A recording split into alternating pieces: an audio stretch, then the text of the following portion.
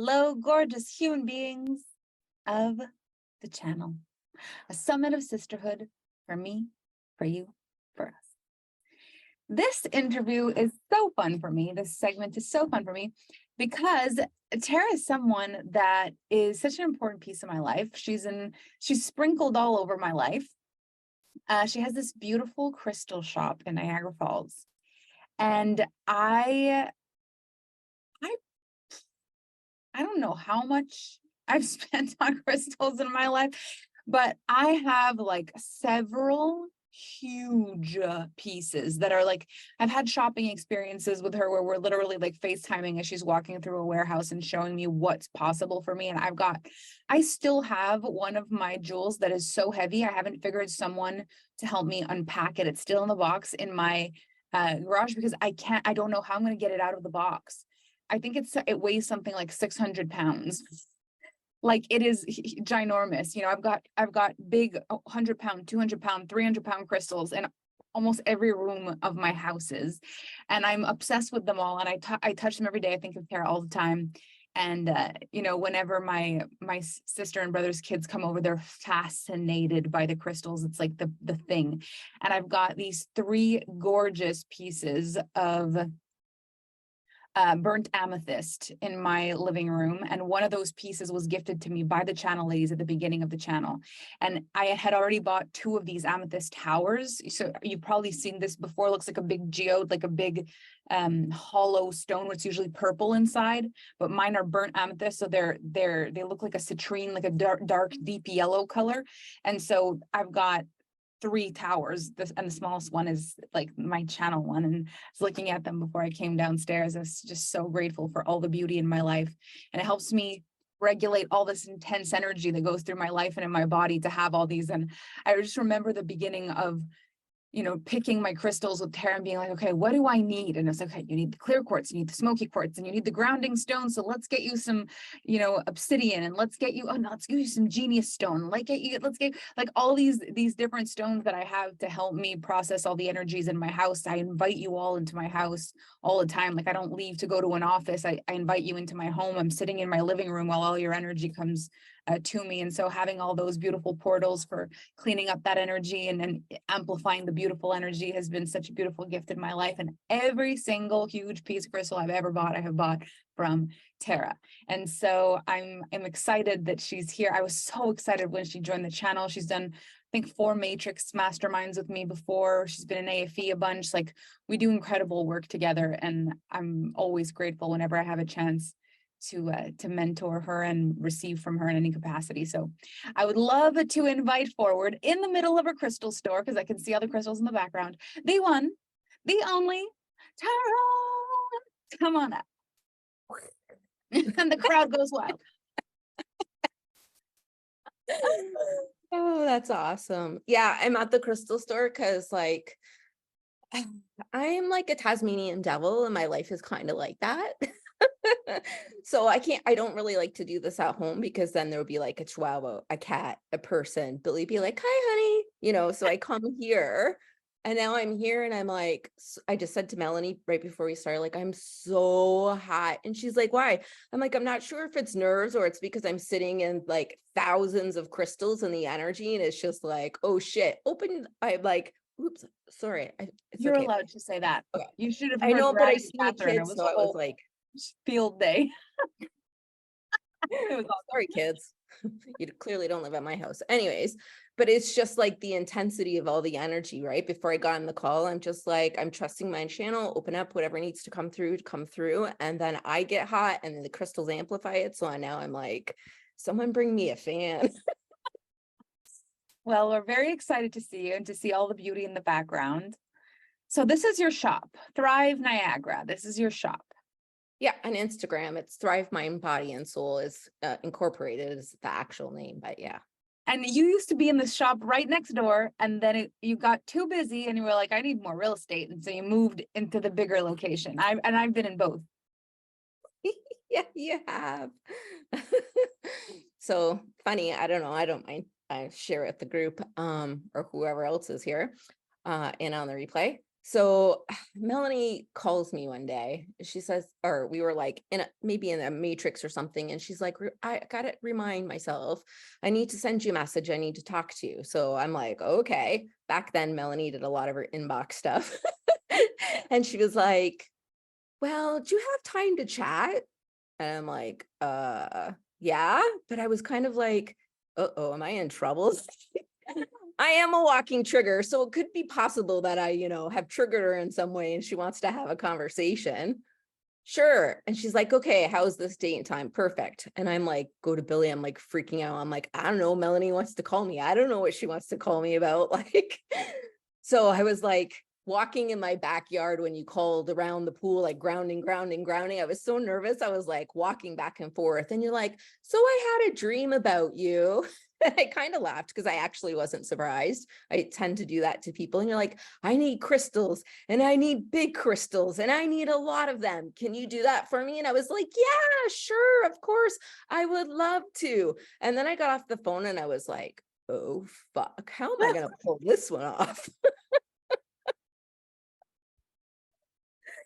So then I was still in the matrix. I figured it out, of course. It's just how Melanie likes to expand us. She expands us without sometimes probably even knowing she expands us. And I get these crystals and I put them in my SUV and my Lexus and we pack them in. And I'm like driving home from the warehouse and I had to pull over because of the energy. I wasn't used to like such large crystals with such intense energy. And my daughter, I have 3 kids. So like, they're also, I don't believe in like separating. They're also part of my business. So Melanie's met my children as well. So I'm driving home with these crystals. I said to my daughter, like, I need to pull over. I need a coffee. I need to ground. We're going to crash. I feel like I'm floating. I finally get the crystals back to the store and I say to her, okay, I got them for you because I was going to ship them. But she's like, well, I want to make sure they're safe. Okay, we'll figure it out. I'll come pick them up or Kevin will come pick them up. We'll be in Toronto. It's not far. Perfect. Okay, is this date and time okay? Yeah, so Kevin's coming to pick them up. I throw my hair in a ponytail. I said to Billy, you might have to help them because they're like humongous, 100 pounds, 200 pounds, whatever.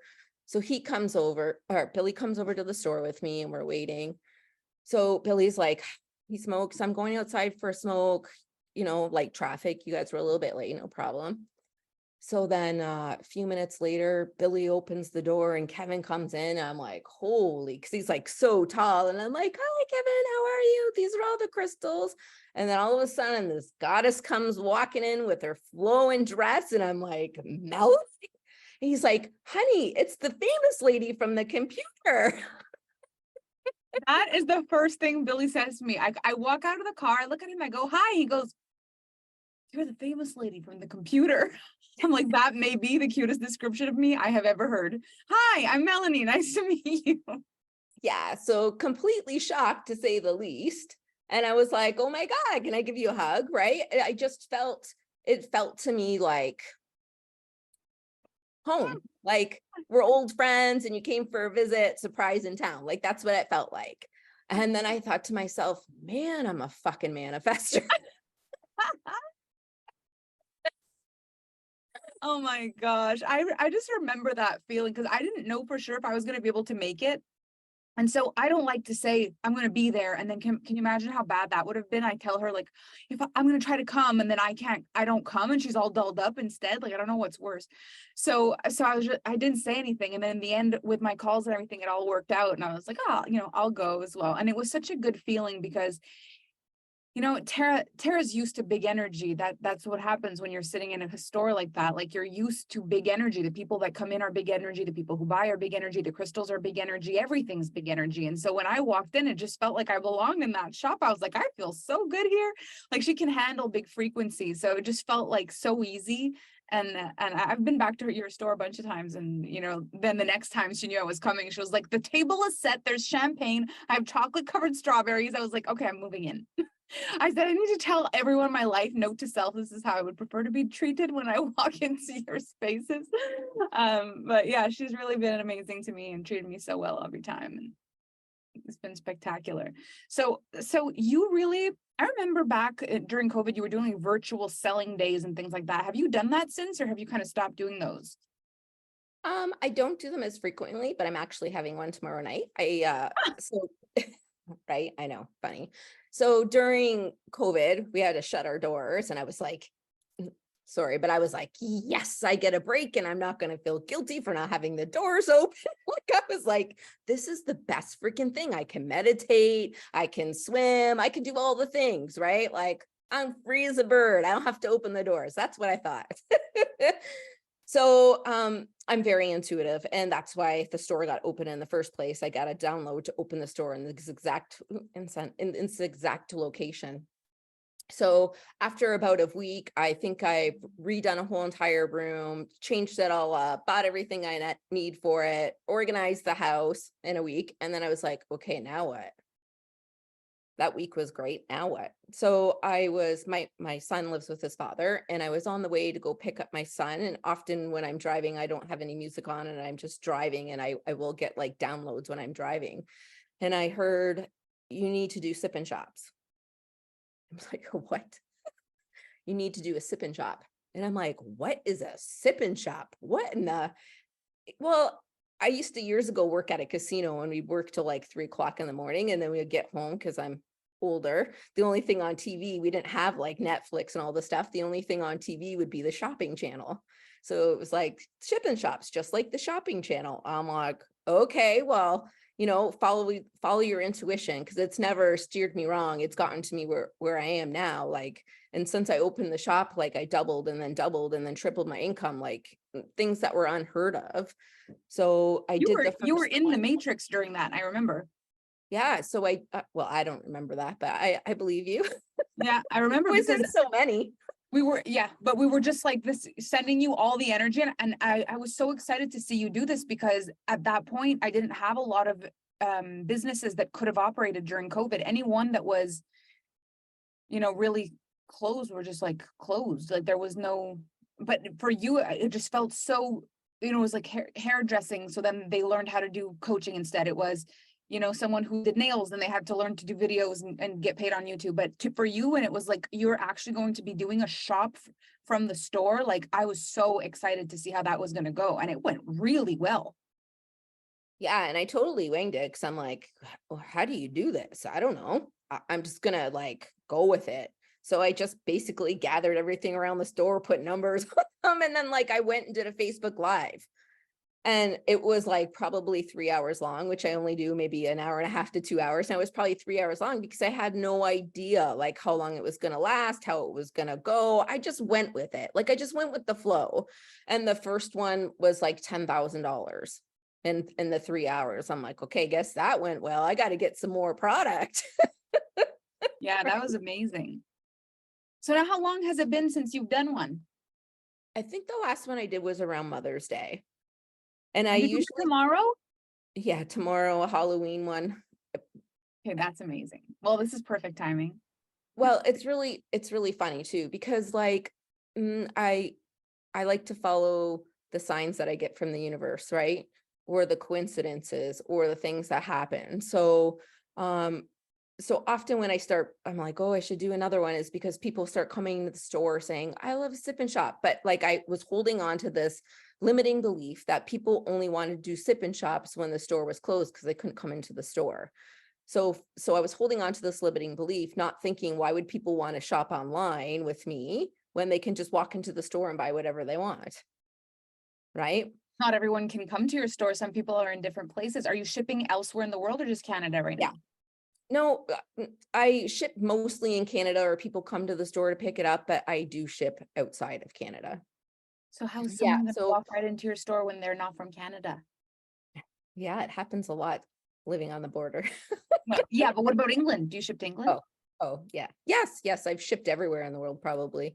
Not everywhere, What lots of happens places. when you speak on an Alpha Femme stage, it's global. You better do sip and shops. Because not everyone can walk into your front door. Exactly. So people start, like, what happens is people will start asking me, when you're going to do another one? When are you going to do another one? So it was like, okay, well, I guess I'm going to continue to do them even after we were pretty much through having to shut our doors and all that stuff. So I kept doing them. And, I normally do them around things now, like Mother's Day or July 1st or whatever. And people have been asking for them, asking for it again. And then my mom called me the other day and she's like, oh, you'll never get to believe this. I got the nicest compliment. My mom's so fucking funny. And I'm like, oh yeah, what's that, Mom? And she's like, somebody said they knew you and they love your sip-in shops and they can't wait till you have a next one. And it's such a compliment, isn't it? Yes. Oh, So I it was like, love that. here's the confirmation again. Now it's coming through my mother. Okay, it's time to have another one. So I'm having one Thursday. And I love the idea that it's Halloween, because that's like, you'll have the incense burning and it's a whole this manifestation vibes. And I love that. All the spells, And all the witchy stuff. all the witchy stuff. So how does one of the things we were going to talk about is like playing small and staying hidden, and like, where has that been a thing for you? Because it has not always been easy for you to just open a sip-in shop. Like that's just not, it's not easy like that all the time. It is now. And I think it is now because, our ceilings or the things we reach for, our goals, then become what we walk on, like our floors. They become our floors. They become our stability. They become the easy thing, right? So what once we reached for is now the thing that keeps us safe and secure. So when it comes to me feeling or me staying hidden or playing small is more in the coaching business. So I've been coaching like offline for many years, and this whole internet thing and like I didn't grow up like that, right? Like I didn't grow up on computers or so. I don't think I had a cell phone until my third child was born, right? So it wasn't natural. Like I watch my children, it's just natural. They feel more comfortable talking on the internet or doing that. So it was I felt hidden in that aspect of putting myself online when it came to my coaching business. I felt that, through the store and through the sip-in shops, it wasn't the same because it was easier to hide behind a product. They weren't buying me, you know what I mean? They were buying a product. They were buying the value of a product, right? And I had, again, a lot of limiting beliefs. And one was with my ex-husband, very traumatic, tumultuous, 13-year divorce, yada, yada, yada. And I've still been like playing small and keeping hidden in some capacity. And it's funny because people are like, what are you talking about? I see you all over the internet. I wish you could do what you do. But for me, it was still me keeping myself hidden. When you know where you're supposed to be, when you know your potential, when you know the possibility, when you know like what is possible, what you're meant to do, what's your purpose and where you're supposed to walk, and you're not doing it, you're keeping yourself small and hidden. And I think that it really came to a head the closer the summit came. And you said to me, like, is there anything I can do for you? Like, who's feeling nervous and why? And I was like, because I've been keeping myself hidden. It was easy to keep myself hidden in my own little world or behind the store or whatever. But if I'm going to come speak in the Alpha Femme group with you, how do I stay hidden? There's like 33,000 people in there. How do I stay hidden? And I had to really do a lot of self-reflection, right, on this. Like, why am I doing this? And you said, well, maybe you can run private groups or do this or do that or do this. And I thought to myself, no, that's just giving me another reason to stay hidden. It's another reason not to be seen. And why am I doing this? And again, I had to like really dig and dig and dig and dig and uncover. I was telling myself a story that if I became seen, I was going to have to deal with this and I was going to have to deal with that. And like, it was much easier to find out information about me. And then I realized like in the last week or 2 weeks that I have nothing to hide and I don't need to be ashamed and I have nothing to prove. And it really, I love watching movies. I'm a movie buff. And I was watching like probably for the 18th time, 8 Mile.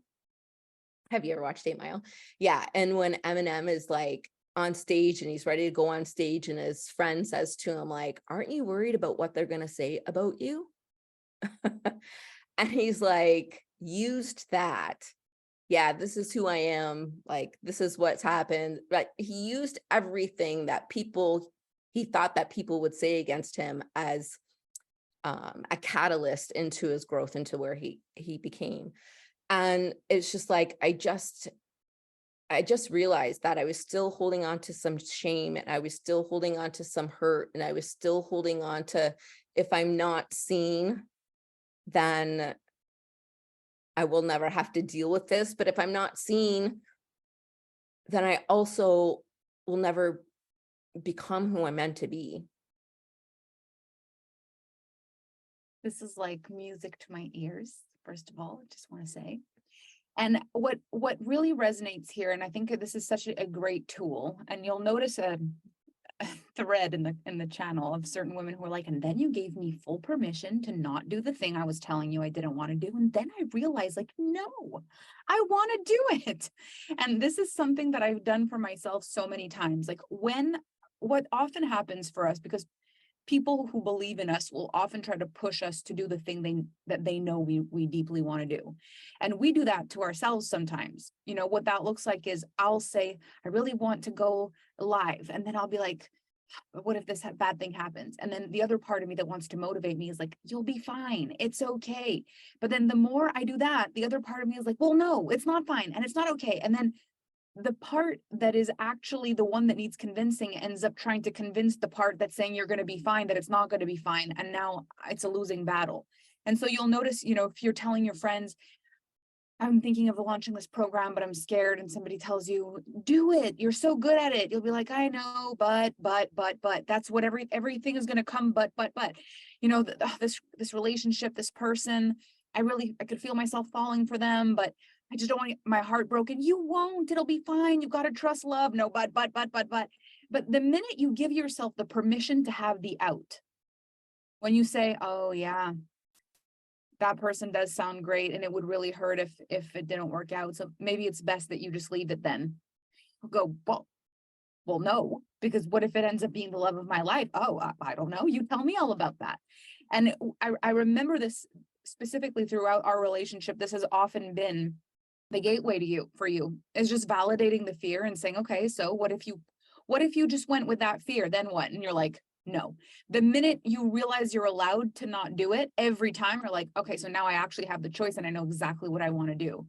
And so I love that about you. And I feel like it's so relatable listening to you speak this way, because this is what most people go through on a regular basis. It's like, I don't want to have to deal with whatever feeling I'm feeling inside when I consider doing this thing. So let me just think about it forever. But if you can take away the thinking about it, and there's something you've got to do, and you can coach yourself to do it, the opportunities are like one after the other after the other. And so I really love that you're here, and I love that you processed it. And I love that you actually did show up to the call and say, you could possibly help me with this, instead of like, no, I'm fine. Like you do lead yourself in that way. And what a fantastic example now to show all the people that are listening to this talk here right now. So I think this is absolutely brilliant. And what I love what you said also is like, I have nothing to be ashamed about. And so why don't we talk about that a little bit, like the shame and the lessons and the truths, like how do people feel? How may you have felt? Like, how does that block us? How do we move past that? What do we do? Oh.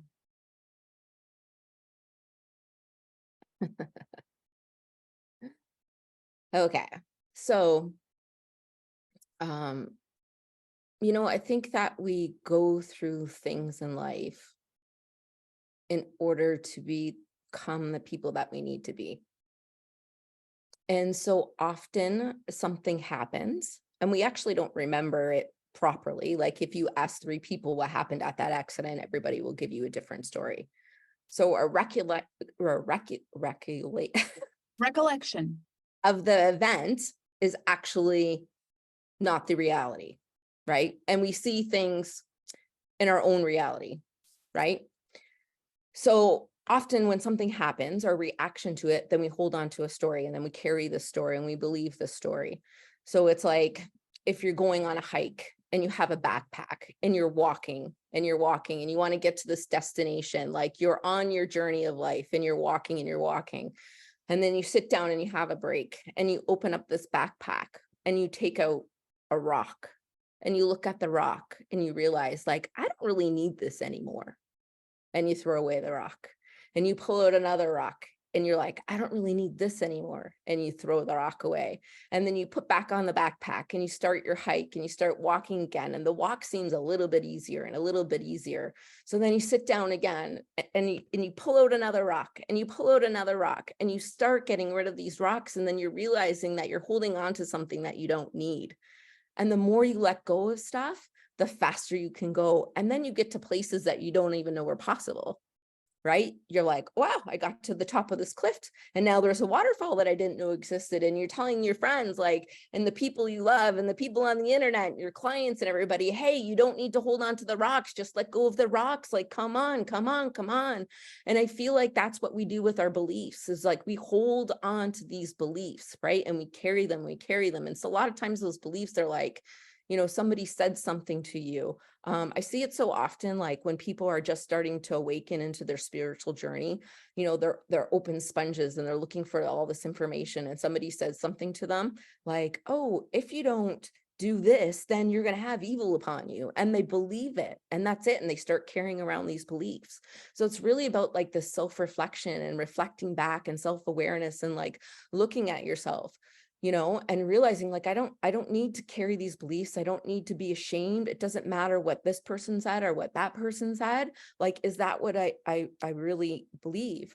So back 15 years ago or so, 13 years ago, you know, I had built this life that I thought that I needed, thought like, you know, you grow up and you're told, uh-oh.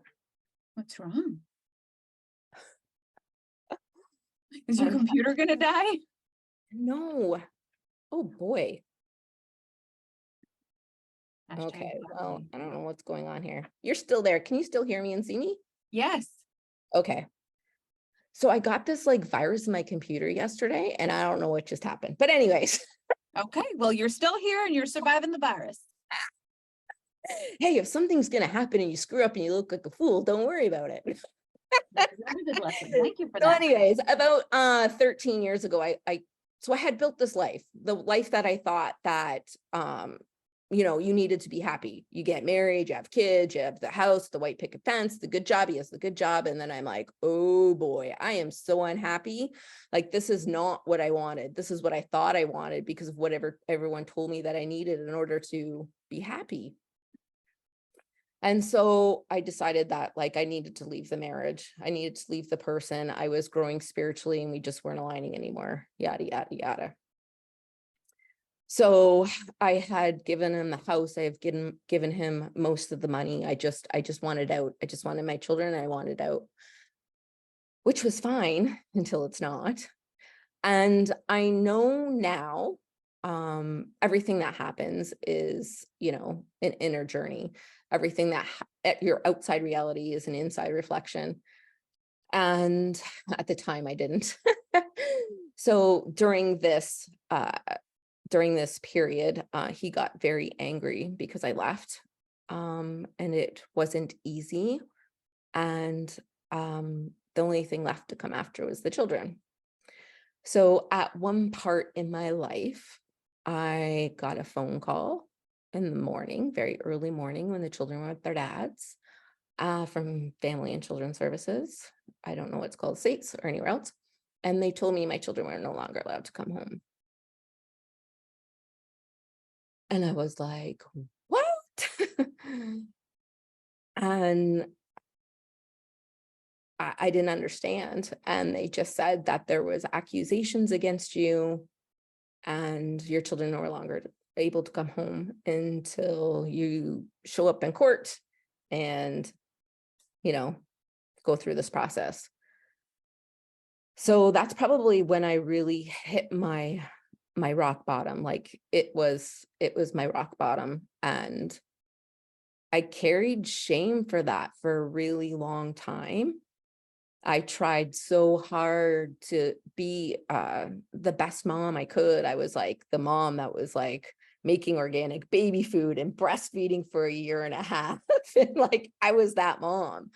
And so now I was being accused of like child abuse, of physically abusing my children, and nobody was believing me. And they told me I was bad and I was a bad mom and I was this and I was that. So I carried that shame for a really long time. And that's the story that I told myself. The story that I told myself was that I needed to be shamed for this experience and for what I went through. Because I hit my rock bottom, it really catapulted me into my spiritual journey. The thing that I was ignoring up until this point, because I don't want to be that weird person. I wanted to fit in. I wanted people to like me. And when you're different and talking about metaphysical things or spiritual concepts or meditating, everybody looked at you with like you had three eyes. It was bad enough I was already different from a young age, like telling my parents about their dead parents.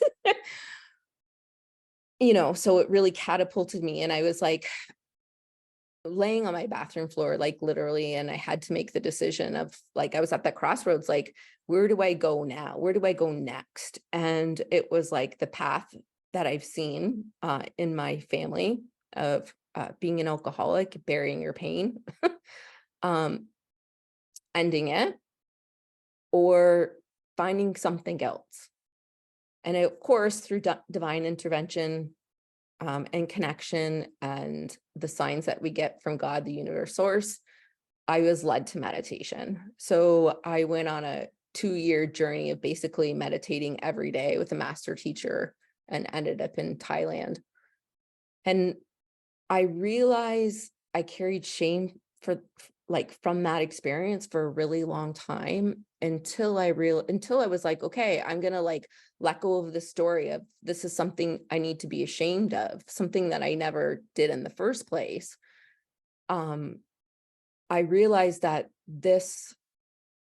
I didn't need to carry the story of this was something to be ashamed of, but this was a story of how much I was capable of holding, how much courage I had, and how going inward and healing myself allowed me to change my outside reality. So that's really how I really stepped into my spiritual journey, because I didn't know what else to do. And how many years ago was that? Oof. Jassy was 8 and she's 19 now, so 11.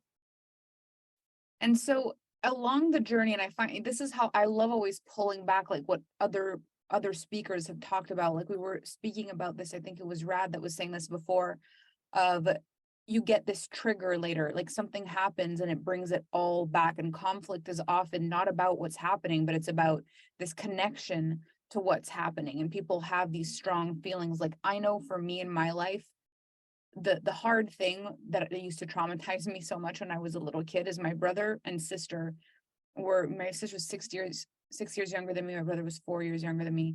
And they would either, it was a weird dynamic because I was the big sister. And so they would either want to tell on me for things that didn't really happen, just to get me in trouble, just to kind of make me less, maybe in hopes that my parents would give me less responsibility, or I don't know what. But there was always this, like, I did it. And it was like, I would have done nothing, like something broke and I wasn't even in the room. And then it was like, well, it was my responsibility somehow. And so I had a huge trigger around, it's not fair that it's my fault. And when it's not my fault, or people are lying it's a lie. And so I realized from a really young age, and my mom also used to say this weird thing. Anytime I would forget what I wanted to say, I would be just wanting to say something and then I'd forget what I wanted to say. She used to say, It must must have have been a been a lie. lie. And that used to enrage me. Like, I remember not being able to go to sleep, just being like, why can't you remember what you were going to say? Like, if there was something at dinner that escaped me and I couldn't remember, I couldn't sleep until I remembered. And I'd write it down so I could tell her the next morning to make sure she knew it wasn't a lie. Like, I had those things so deeply, like I needed to prove that I wasn't lying. And in my adult life, the biggest trigger for me has always been if a person says something that is not my experience of the truth. I'm that little girl all over again. And that's where conflict comes the easiest, because it's like, that's not true. That's a lie. I feel like I need to fight for that. And so have you had the experience of it coming back in other ways after that, where you get super triggered if you're faced with that kind of thing? Has that happened? No. I remember No. you once told me a story about like women, and I can't remember, I don't know if this would relate to this or not, but there was these women that had said something about women in your community and you and crystals. There was a story like that. Do you remember that? Yeah, I know what you're talking about. Like when I opened the store, a lot of people got triggered and I thought that I was doing it because of them or copying them or I remember. So Like sometimes it's crazy, like we attract something, it feels like a totally different thing, but it's again you saying I'm doing something I haven't done, and I'm over here questioning like how everything could get so twisted when that's not what's happening. I think though the thing was for me, like this was so deep. This was as close as it could get when it comes to your kids. It's the closest it can get, at least for me, in my experience, is the closest it can get. What is the thing that I'm attached to the most? What is the thing that I care about the most? What is the thing that could like rip me apart? What is, like it was the closest. So now, like when things like that happen, it's more like it can bother me, but it's not, it doesn't It doesn't really resonate the trigger. same way. It does not. It's like, when you've been through hell and back, walking on coals ain't really a big deal. I You know what like that. When you've been to hell and back, walking on coals isn't that big of a deal. But that's what it's like, so it's kind of like now people are gonna, I feel like people are gonna judge you no matter what. So you can decide to play small and stay hidden and like try to hide who you are, or you can play big because they're gonna judge you regardless of what you do. And this is a realization you had 2 weeks ago. Yeah. So you know how like things are like cyclical and the more we dig, the more there is. So I realized like a part of me was still people pleasing, not people pleasing in like, oh yeah, sure, Melanie, no problem. People pleasing in is like, oh, you don't think I can do it? Hold my beer. Like I was still people pleasing in that way. Right. So this is like, yeah. So like in the last month, all this like stuff that was still left in there that I thought that I cleared through had come up. And all because it's like speaking with you, an Alpha Femme group in front of 30, possibly 33,000 people, there's no Yeah. more hiding. So it's either like make a choice. Is it this or this? Like, but I had to finish clearing out the like little bit of bullshit that I had left in there, which I didn't even realize was there. But that's the beautiful part, right? The beautiful part is like, oh, here's your trigger. What are you going to do with it? Here's your trigger. What are you going to do with it? But nothing has really ever hurt like that first real deep experience. So now it's just a matter of like, Tara, make up your mind, this or that. Are you going to do this bullshit? Or are you going to do that? Like, make up your mind. I did pull back for a little while during the channel, and that was something a little bit different. Whether it's your belief or not, it's my belief that I was like psychically attacked. And I really had to work with like a shaman and stuff to help clear some of that stuff. But it wasn't like the stuff that I was processing in my own human. Okay, well, I wouldn't know. I don't know what a psychic attack even is. So I couldn't tell you if I think it is or I think it isn't. But if my question for you would be now, coming in and having this experience as like a one-off experience, how do you see you continuing this beyond the channel? Like what's your intention for beyond this summit? Are we going to see you? Are you ready? What's your vibe? I'm here, ain't I? I know you're here today, but what's your feeling? Is it like what baby steps one day at a time? Or are you like, no, this unlocked something and I'm moving? What's the feeling? Yeah, it's definitely unlocked something and I'm moving. So about just again about this month ago time, right? I had just really sat down with myself and I'm like, okay, what do I want? Do I want to keep running the store? I know, big surprise. Do I want to keep running the store? Do I want to keep coaching clients? Do I want to keep doing my I also run a homeopathic practice, which I'm kind of retired from. Like I just had to make some decisions. And I said, like, I blatantly said, okay, universe, give me a sign, let me know, because I can't like sort it out in my own head. Like, just let me know. So I sat down with a girlfriend of mine. She pulled some cards for me. And I didn't tell her what was going on. She did a reading for me and she said, yep, so you're going to be seen in about a month. It's going to come fast like the Chariot card. And this is your next move. So whatever question you were asking, she's like, you're going to be seen.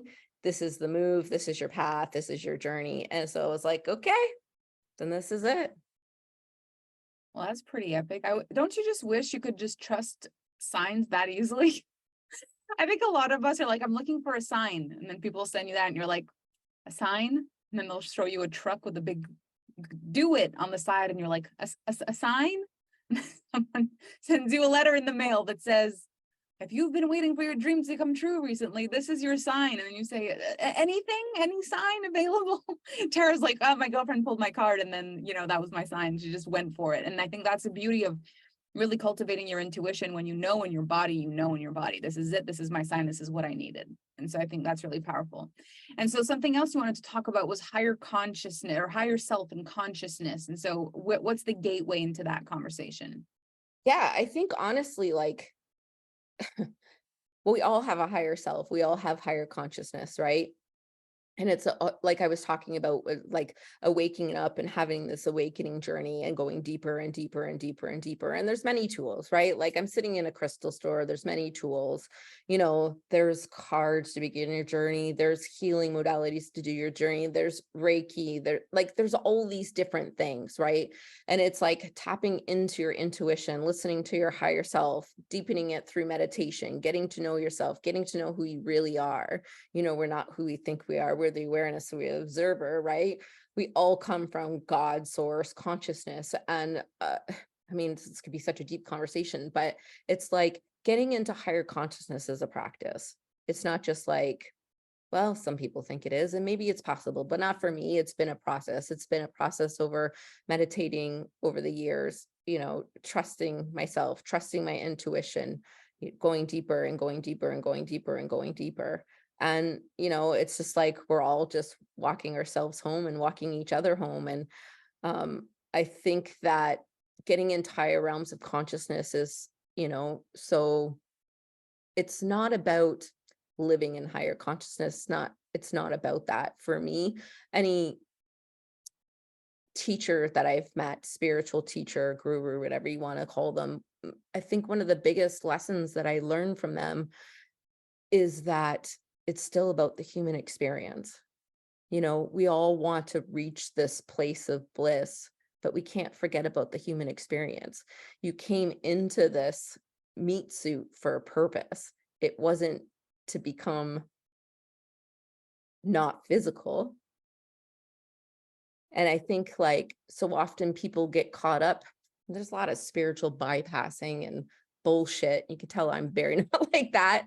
But a lot of times people get caught up in this higher consciousness and getting to higher dimensions and doing this and doing that. But you have to remember you're living in a 3D reality. Like you asked for this, your soul asked for this, your soul asked to come here and learn the lessons, your soul asked for duality. And we forget that so easily because, we say life is hard or life is this, but it's not. You're learning, we're growing, we're experiencing it, and you're forgetting that it's a gift. So getting into higher dimensions of consciousness, I feel like the best way is through healing ourselves through I totally believe in meditation because it changed my life. You quiet the mind and you get in touch with your higher self and who you really are. And I just think like, don't forget that you're human. Don't forget that you're living in a 3D reality. Don't forget that you came here for your soul to learn a lesson. And if you're not here, your soul can't learn that lesson. And so when someone's starting, I think this is actually maybe a cool place to go. When a person is starting a spiritual journey or they're starting to find personal development, and there's a lot of these conversations that are, perfectionist in nature, like your goal is to become this perfect way spiritually and this perfect way emotionally and this perfect way. What would you like to tell people who are coming into themselves right now and maybe losing the point of how spirituality and human come together as an experience together, instead of going so far into the spirituality that you lose the human? Like, what is that beautiful marriage of the two? What does it look like?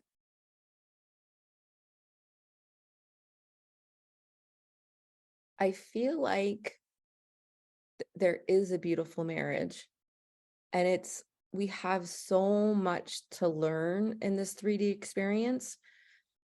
And some of the greatest teachers are like right in front of you. And I'm not talking about the next person preaching on the internet or offering the newest and best, greatest thing. I'm talking about the grass under your feet and I'm talking about nature and looking into nature and hugging a tree and looking at the animals and how much an animal can teach you. Um, I think that we have to learn how to trust ourselves more and not be so easily persuaded into the newest and latest and greatest thing. So often when we have our awakening, it often comes from what we call like the dark night of the soul. And the dark night of the soul often happens through separation, a death, a divorce, a loss. And you go into these like deep, dark places and you see your shadow self. And it's like looking at the darkness of yourself and walking with that and walking through that. And the human experience is having these emotions, having these thoughts, not being attached to them, but allowing them to pass through you and not get attached to them. An emotion is something that isn't you, it's something you're feeling. And I think that spiritual teachers are awesome and they're great. And, I have coached and mentored a lot of people in the spiritual field, but you need to trust in yourself and trust in your intuition more than anything, because that will always tell you the truth. I love that. And I feel like crystals are actually a really powerful way to stay grounded in 3 dimension while still using the benefits of spirituality. Because when I was a little kid, and this is a story I haven't told often, but when I was a little kid, I had a very strong feeling for materials. Like even my parents were moving into a new house when I was much, much younger, and the house was in construction, and there was like a piece of marble from the table that was left. And I was so drawn to it. I took the piece of marble. I was like, can I have this? Just a jagged piece of marble, a piece of wood. Like there was things that would call to me, these objects would call to me, and I'd have this collection. And we started going to the Sunday market, and there was this one table that sold crystals. And anytime I had money from my birthday or this, I was a little kid at this point. Anytime I had any money, I would go and I would buy crystals. And I built this collection of crystals. And I kept it in a little box. And it was so weird because those little things they would put in shoes, those little pouches with like clear pebbles that keep things from getting Silica. yeah. I I had a little bucket filled with that, with silica, and I would put my little jars of crystals, because I'd buy little jars with tiny little shrapnel of crystals in here. And I would feel like that's the only place I could carry them in, where I could feel like I could hold them all at once. If I tried to pick up multiple ones in my hands, I felt like I was getting panic attacks. So I had to put them in these little balls, and I would carry this little thing with me on the bus, and I would carry it with me. And one day a girl pretended to care about what this meant to me. And she asked me, and I told her how I felt about each one of them.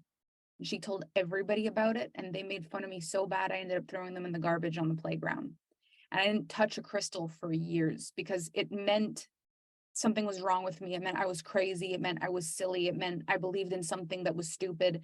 It meant something about me. And I just completely pushed that part of me aside. And when I came back into personal development and crystals were a part of the show, what I loved about it was understanding what the frequency of the crystal is meant for, like what is it supposed to be, and really sitting with my experience of that with the crystal. And so it wasn't like this is a magical stone that's going to bring me this. It was like my relationship to this crystal will deepen this. It would just make me think. I remember with Nicole, a Nicole Alpha team, we drove through Arizona on our way to California, and we stopped in Sedona at this crystal shop, and we bought these crystals. And I used to hold them every night. I'd look at them and I'd work on my self-love, my healing, my this, my that. What does this mean to me? And it kind of brought back an awareness of like, let me utilize these as tokens, this memorabilia of what my energy means, like what my love, my self-love with clear pink quartz, and my healing with a master quartz, and like what does this mean to me, these grounded stones, like what do they mean? And it really started changing my relationship to crystals so much.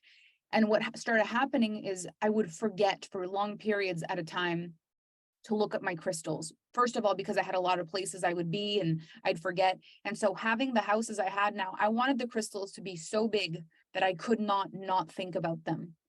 And so I have these huge crystals in my house, and it's true that sometimes I will go and put my hand on them, or I'll go hug.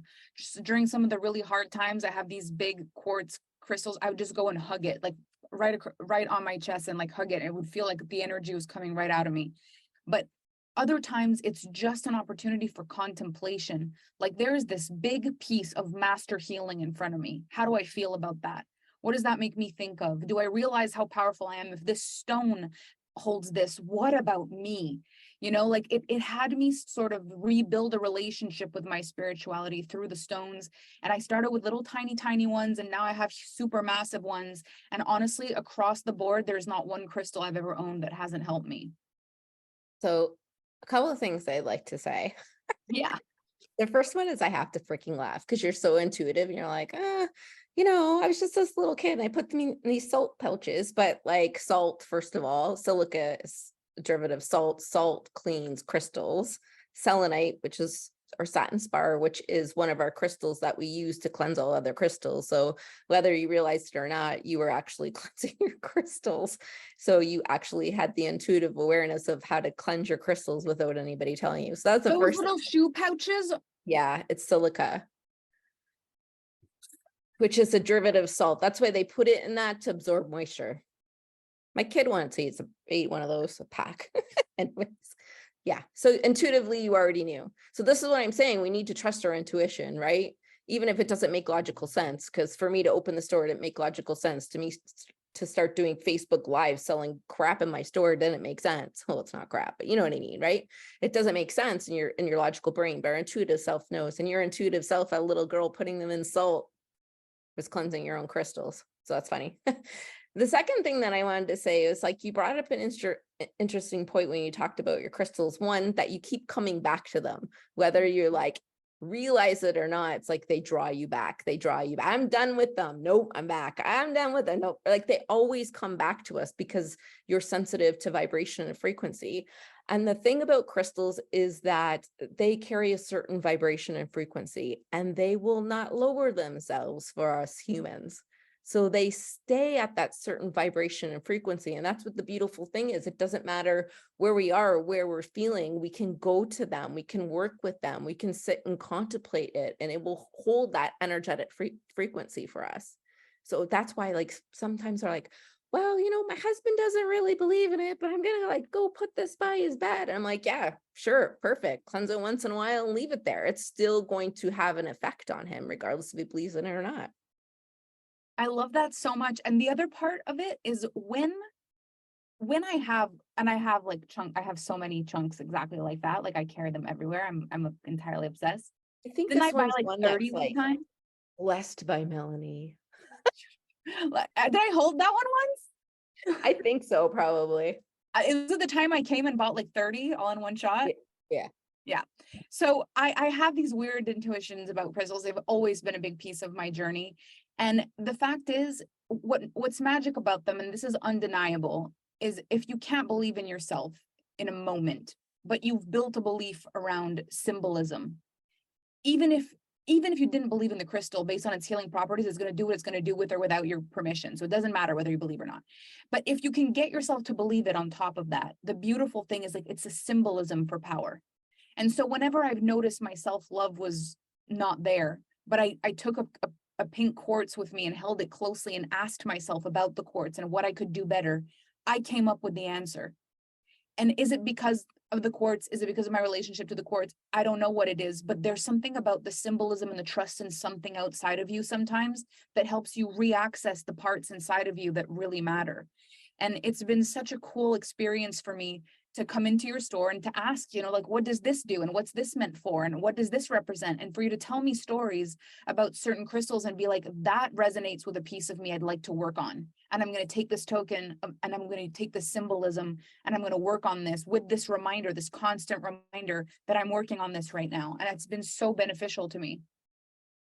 One of the things that you told me, it's a little personal, but not too personal. I think it's okay to talk about it.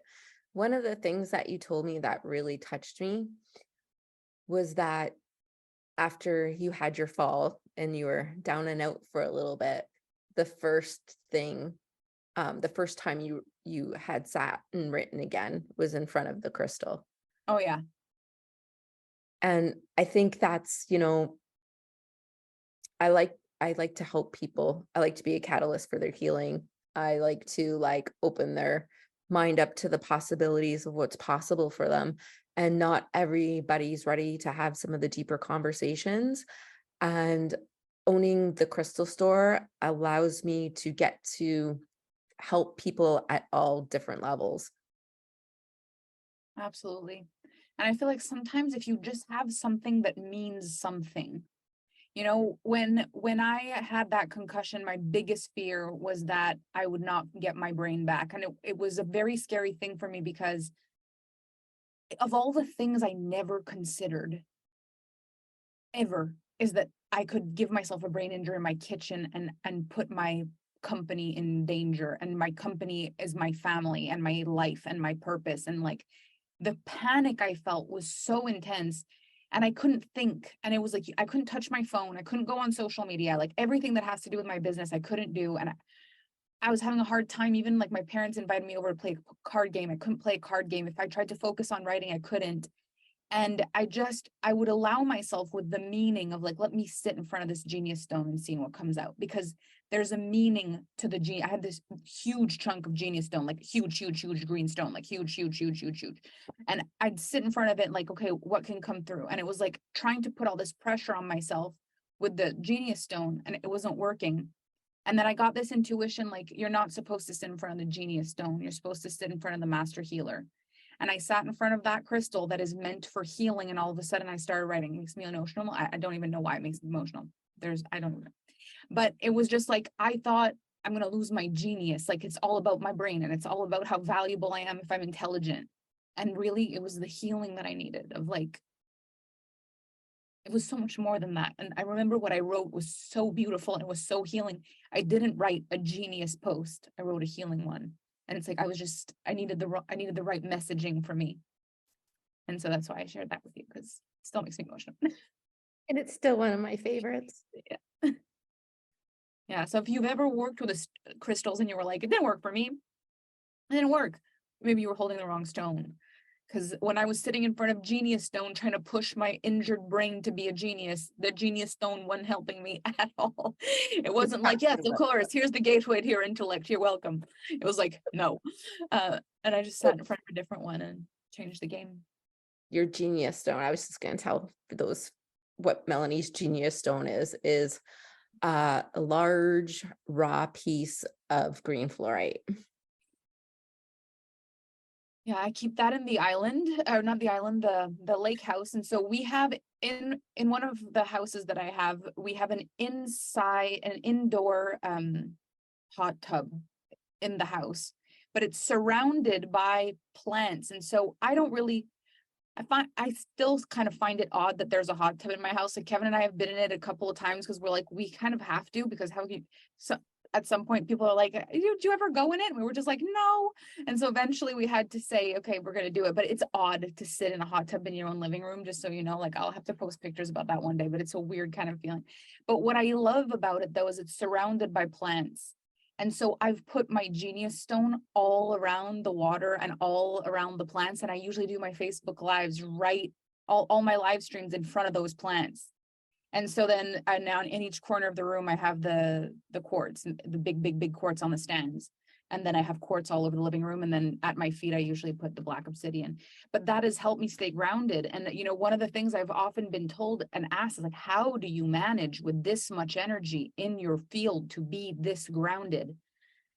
And it's like, I pull in everything that helps me feel grounded. And so whether that's the deep breathing, the emotional release techniques, the anchoring in how I feel, like, or whether it's I literally have 300 pounds of crystals around me and Kevin's playing the singing bowl while we've got sage burning, like whatever it is that we're doing it all because I believe in it all. And if I believe in it all supports me. Can I just answer? I seen Sarah had a question about how does she find hers? So her crystal, like what? I think that's what the question was, is how does she find mine? Like, how do I find mine? I think, Candy said that. So I just wanted to answer this question because I get it so often and I think it's really important. A lot of people come into the store and they're like, well, I think I need a stone for this, or I think I need a stone for that.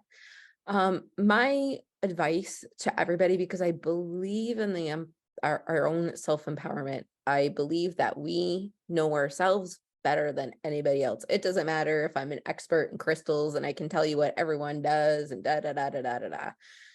Trust in yourself, trust in your intuition. So my advice to you is to go to a store, walk around, close your eyes if you have to, and feel what you're drawn to, feel what's calling you, and then don't judge it because you're like, well, I only like this one because it's purple. It doesn't matter. It doesn't matter. Your intuitive higher self is much more intelligent than your little logical brain. So just trust in that, trust in what you're drawn to, and go with that. That's how you find yours. And if you have a feeling about crystals, maybe just go over to, Tara's shop and sip tomorrow and see if she says something that make you feel like that's my one. Like that could be a great way too, is just educate yourself, be in places where they don't just sell the crystals, but they work with them. Like, I think that's what this is why I messaged you specifically for my crystals, just so everyone knows, like, why did I message Tara for the crystals is because I knew she worked with the metaphysical as well as sold the crystals. There are so many places who'll just buy a crystal and put a tag on it. That's not what I wanted. I wanted someone who worked with the energy as well as sold the product. And so that's why I chose Tara as my crystal provider, because I knew I'd be able to be guided properly. It's not just about buying it. It's buying it from someone who actually chose it for the right reasons, not just because it was such a pretty shade of purple, exactly to shine light on what you said before. Yeah, and I definitely think like I didn't choose the crystals, they chose me. There you go. Like honestly, I didn't. I never was like, oh, I love crystals, I want to get into selling them. I think it just like landed in my lap, really landed in my lap, and I followed again an intuitive hit, and it just evolved, right? Well, that's what you do. It's what you teach. It's what you preach. So it would only feel fitting that that's how it went. Yeah, it's like I hear you say often, like, what comes first, the chicken or the egg? Well, what comes first, you choosing your journey or your journey choosing you? That's a very good question. And sometimes it is, that kind of what Juliet was talking about with that figure 8. It's like you choose it, it chooses you. You choose it, it chooses you. You choose it, it chooses you. You run away from it, it runs away from you. You catch it, it catches you. It's this dance sometimes, and you don't know what comes first, but as long as you keep choosing it, it'll come back. And you don't, you get smacked by the universal 2x4 and get you back into that figure 8. It'll come back from the back. Oh, that's hilarious. So is there anything else that felt important for you to say today before I read your bio? No, I think that my most important message, like people say to you, if you had anything to say to the world, what would your message be? I feel like my message to the world would be choose you, trust you, love you. That is a beautiful message. Thank you for that. Yes, I will read Tara's bio. Tara is a spiritual mentor, owner of a crystal boutique, and proud mother of 3 amazing souls. She's guiding individuals on their transformational journey towards greater self-awareness, inner peace, and spiritual enlightenment. She serves as a teacher, healer, and role model, helping others connect with their inner wisdom and unlock their spiritual potential. Her purpose is to be a catalyst for transformation, purpose, challenging limiting beliefs, authenticity, and a deep sense of connection to the divine or universal consciousness. This is such a unique conversation. I feel like it brought a lot of perspective, and the beautiful thing about this is life will sometimes give you things you don't think you can handle. And then you'll pull in the exact thing that's supposed to be your support system. You'll figure out how you're supposed to heal yourself. You'll figure out how you're supposed to lead yourself. You'll say yes to things that lead you down a path. And next thing you know, it'll feel like you couldn't have written the story better if you tried. And I feel like every time I have an opportunity to speak with you, I get little nuggets and I learn more about your life and how things unfolded for you. And it all kind of pieces together in a way where I'm like, of course you ended up being this way. Like how it's like, did it choose you? Did you choose it? I don't know. But when you look at it all in hindsight, it's like this is the story, and it continues to unfold. And of course, you're in this lull, and it's like, I don't know if I want to be seen, and I don't know if this is what the path is. And then you get a reading and it's like in a month, and then the channel's in a month, and now we're here. and then the sip and shop is tomorrow, and then we'll see. But I'm excited for everything that comes next for you. I'm excited for the next crystal that calls my name. I'm excited for the people who meet you and get to work with you in whatever capacity, either through the crystals or through the work. Like you really are on a mission right now. So thank you for everything you have been doing. I'm giving you so much love. I appreciate you coming on here. And this was an amazing day again with the speakers, 3 incredible speakers. Tomorrow we have 4 speakers, but one of the calls is only 30 minutes. And so, or 2 calls, I think, are 30 minutes, if I'm not mistaken. 1 or 2 are shorter, but it's going to be an incredible day tomorrow as well. And so I want to thank you from the bottom of my heart for showing up today and all the other days. Some of you have been here every day. It's such an incredible thing. If you can make it tomorrow, it will be a masterpiece. Tara, thank you from all of us for your vulnerability, for your shares, for all your wisdom. And everyone, we appreciate you so dearly. Thank you for being here, and we will see you on the internet.